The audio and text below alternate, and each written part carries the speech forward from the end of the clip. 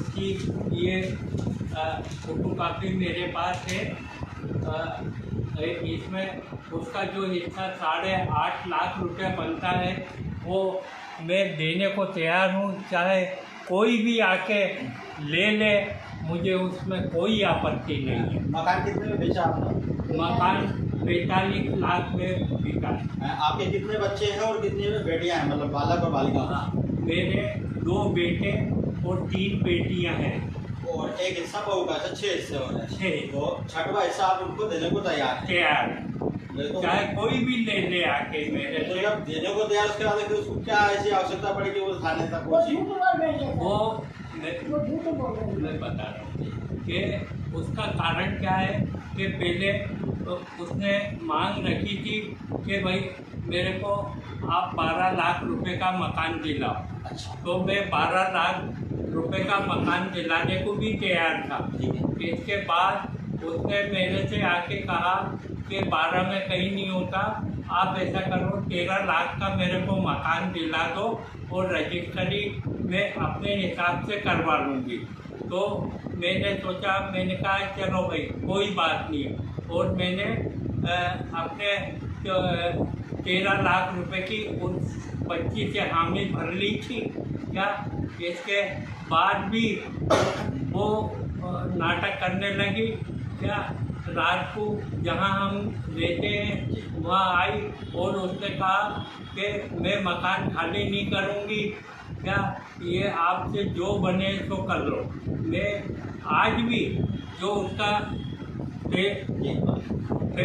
पहले मैं उसको 13 लाख या 14 लाख भी देने को तैयार था, लेकिन अब जब मीडिया तक और थाने कचहरी तक ये बात पहुंच चुकी है तो मैं 8.5 लाख से 1 पैसा भी ऊपर देने को तैयार नहीं हूँ, क्योंकि समाज में मेरी बुढ़ापे की इज्जत उछली है।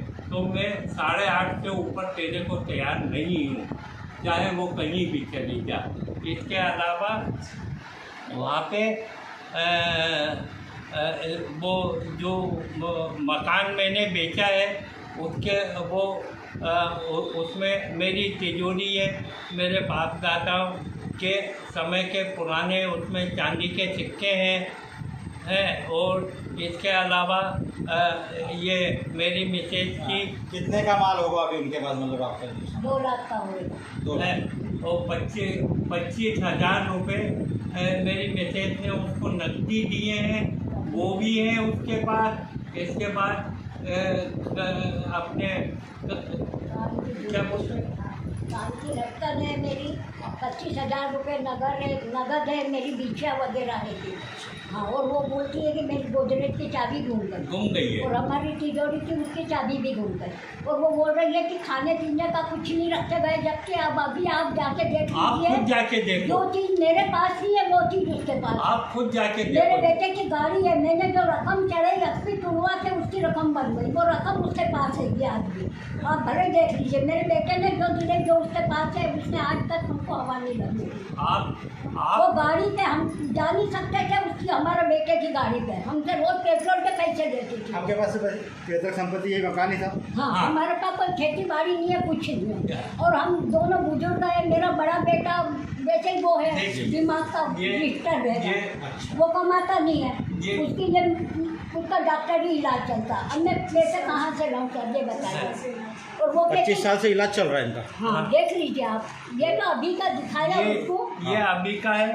2003 से वो 2001 से वो माइंड स्टार्ट हुआ।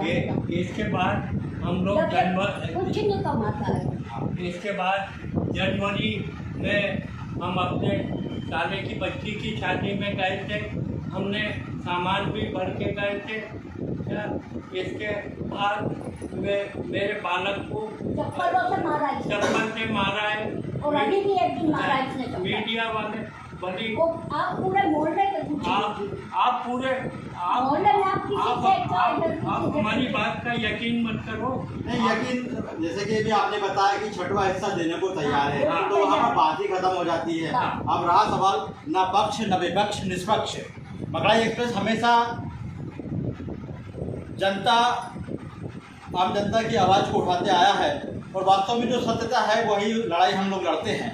लेकिन अभी आपने देखा कि हमने जब बहू की बात रखी, बहू ने शिकायत की थी माननीय पुलिस अधीक्षक महोदय को, और उनका आरोप था कि मुझे कुछ भी नहीं दिया जा रहा है। मकड़ाई एक्सप्रेस 24 में जब वीडियो वायरल हुआ, वायरल वीडियो होने के बाद में जब हमारी चर्चा उस बहू के सास ससुर से हुई, तो इनका कहना है कि हम लोग पैसा देने को तैयार है, और वास्तव में अगर माता पिता की पैतृक संपत्ति है तो बराबर बहनों का भी हक बनता है, उनका हिस्सा बनता है। वो छठवां हिस्सा ये देने को तैयार है, बहू कभी भी आकर इनसे लेकर जा सकती है। लेकिन एक बड़ा सवाल कि यह लोग पैसा देने के बाद में भी बहू की मंशा आखिर क्या है, वह पैसा क्यों नहीं ले रही है, यह भी सवाल खड़े कहीं नहीं हो रहे हैं। क्योंकि बुजुर्ग कि आप कंडीशन देखें तो हमने उस समय तो नहीं, लेकिन आज हमने देखा कि वास्तव में बुजुर्ग है दोनों दंपति, और बुढ़ापे में इनका कोई सहारा नहीं है। बहनें जो इनकी लड़कियां हैं वह सब ससुराल में जाती है, लेकिन उनका हिस्सा वाजिब बनता है। लेकिन ऐसी स्थिति में भी इनका ये कहना है कि हम लोग उसको 12 लाख से 13 लाख रुपए देने को तैयार थे, लेकिन उसके बाद में भी वह लेने को तैयार नहीं है।